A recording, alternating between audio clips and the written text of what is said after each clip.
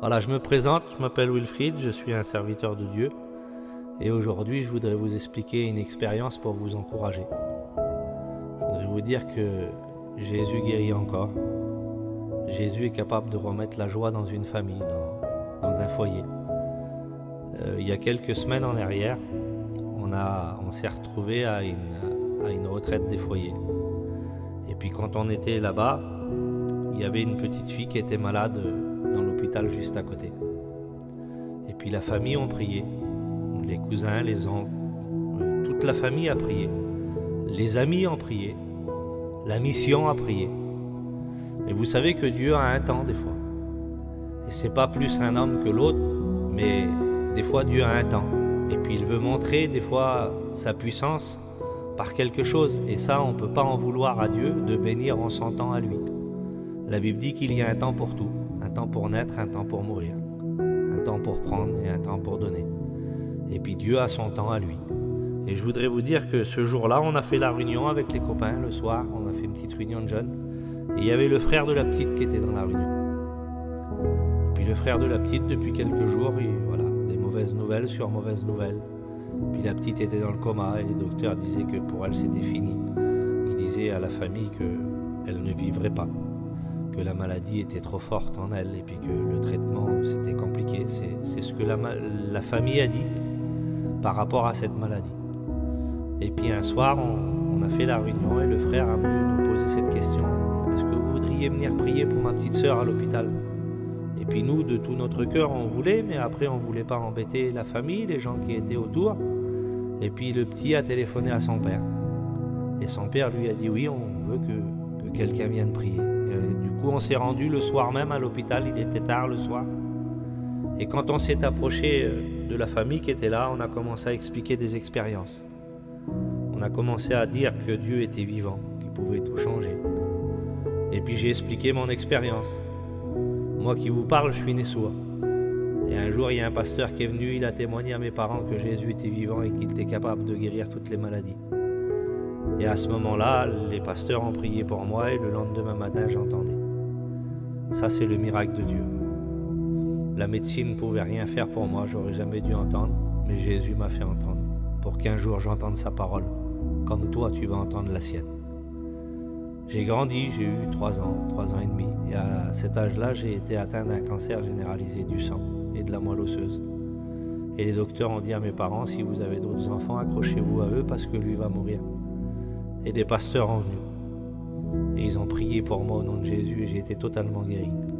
La Bible dit que partout où un malheureux crie, l'Éternel l'entend et il le délivre de toutes ses détresses. Je ne sais pas dans quel état tu es, je ne sais pas dans quelle position tu es en ce moment, ou dans quelle attitude tu es et par quel problème tu passes. Mais tu peux crier à Dieu. Il peut te répondre dans cette soirée, dans cette journée, dans ce moment où tu seras.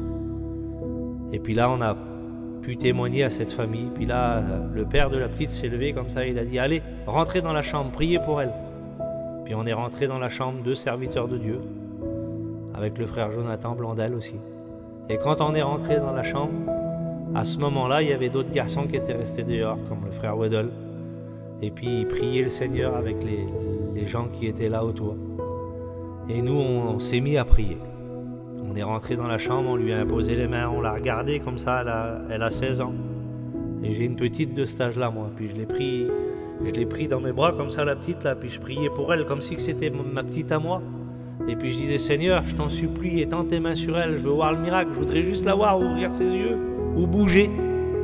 Et à un moment donné, on s'est reculé de la petite comme ça, et puis j'ai commencé à prêcher l'évangile. Il y avait le frère Jonathan qui était là, et puis j'ai prêché comme si on prêchait dans une réunion de jeunesse. J'ai dit que Jésus sauvait, qui parlait dans des sommeils nocturnes, et puis que le Seigneur était capable de toucher les cœurs. Et j'ai dit à la petite, si tu comprends le message, si Dieu te parle, lève ta main. Et j'ai fait ça comme si j'étais dans une réunion, c'était instinctif pour moi. Je prêchais la parole de Dieu, alors je faisais un appel comme dans une réunion. Et là, à ce moment-là, tout dans le coma qu'elle était, elle a levé sa main dans le lit. Et puis on était là, moi et le frère, on était choqués de voir cette petite lever la main. Elle a commencé à bouger ses jambes. Et puis on a prié pour elle. Et puis à un moment donné, on lui a posé des questions. Elle a commencé à nous serrer la main, l'un et l'autre. Quand lui parlait, elle lui serrait la main à lui. Comme moi, je lui parlais, Elle me serrait la main à moi, mais il disait que son cerveau était mort. Il disait que son cerveau était mort à plus de 70% et puis que la petite, voilà, ça allait être un légume ou elle allait mourir. Et le lendemain matin, elle s'est réveillée. Elle a demandé à boire, ils lui ont donné à boire. Le jour d'après, elle a mangé un yaourt. Le jour d'après, elle a mangé un petit gâteau. Le jour d'après, on est venu avec les garçons, elle était dehors dans une chaise longue comme ça. Et elle venait de manger un petit menu avec des nuggets. Et puis j'ai pris une petite Bible comme ça, puis j'ai dit sur elle, j'ai dit, Jade, voilà, je te donne une Bible, mais ton nom, je ne sais pas bien le marquer, moi, tu peux pas l'écrire, comme ça je te mettrai un petit mot sur la Bible. Et puis Jade a pris la Bible avec un stylo, puis elle a marqué son nom avec un grand J majuscule. Parce que Dieu, lui, ce que l'homme dit où c'est détruit, la Bible dit que Dieu reconstruit sur des ruines. Et c'est la parole de Dieu qui dit cela. Là où il n'y a plus rien, Dieu reconstruit. Il appelle les choses qui n'existent pas, elles existent. Au son de sa voix, tout lui obéit. Et ce jour-là, son cerveau s'était remis en route. Quelques semaines plus tard, elle s'est mise à marcher. Aujourd'hui, elle est en train de faire de la rééducation, elle remarche. Et les docteurs ont dit qu'elle n'avait plus aucune trace de la maladie. Je voudrais vous dire à vous qui écouterez ce message aujourd'hui. Je ne sais pas où vous êtes. Je ne sais pas qu'est-ce qui se passe autour de vous, mais si vous avez quelqu'un de malade, croyez que Jésus guérit. Si vous avez quelqu'un qui passe dans l'épreuve de la vie, peut-être la séparation, croyez que Dieu donne la paix. Si vous avez quelqu'un peut-être autour de vous qui se drogue, qui boit et que vous dites que c'est un cas désespéré, croyez que Dieu est capable de le délivrer et changer sa vie.